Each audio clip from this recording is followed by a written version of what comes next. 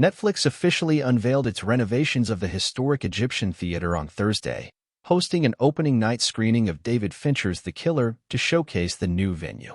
The streamer purchased the Egyptian in May 2020, investing 3 years of renovations to open just in time to showcase its awards season films. The theater will also remain the home of the American Cinematheque, with the art organization planning to independently program movies Friday through Sunday, and Netflix using the venue for screenings, premieres, and special events Monday through Thursday. The Killer, which stars Michael Fassbender as an assassin on an international hunt for retribution, was the first of those special events ahead of its release on the streamer on Friday. Following the screening, Fincher and sound designer Ren Klyce took part in a Q&A, where Fincher explained the appeal of a film that is heavily set inside the hat of Fassbender's character and required a lot of voiceover. I like the idea of it. Seems like if you were this dedicated to one specific POV, that we could do without a lot of backstory, a lot of gabbing about where this guy came from or where the people in the story came from, Fincher said, adding, "The way the audience understands the VO, the existence of any VO is this is the truth, right? Why would he be unreliable to himself? And yet most of the people I know are lying to themselves, so I just thought that was kind of an interesting way in."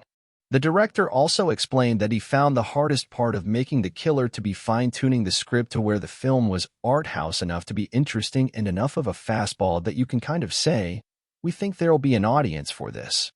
Finding the balance where it was mean enough to interest me and tame enough to be on a streaming service, he said to laughs from the crowd.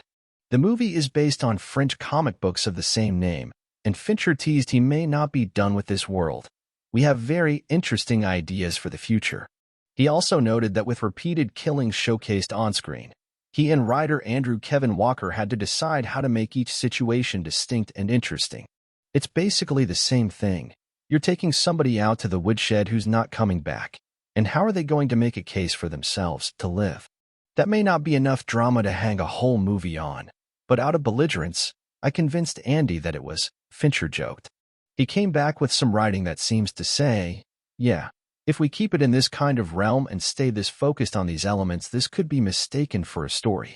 He also discussed the use of modern technology in the film, including Fassbender's character ordering items off of Amazon to assist with his attacks. It's not a screed on technology. I understand how James Bond gets through the world. He has bazillions of dollars behind him and an entire security infrastructure to help him at every turn. Our guy's a little different. He's flying coach, and he's putting his entire wardrobe together as he walks through an airport, he said. It wasn't so much about like, fuck Jeff Bezos. It was like, can you avail yourself of the technology that would make this easier?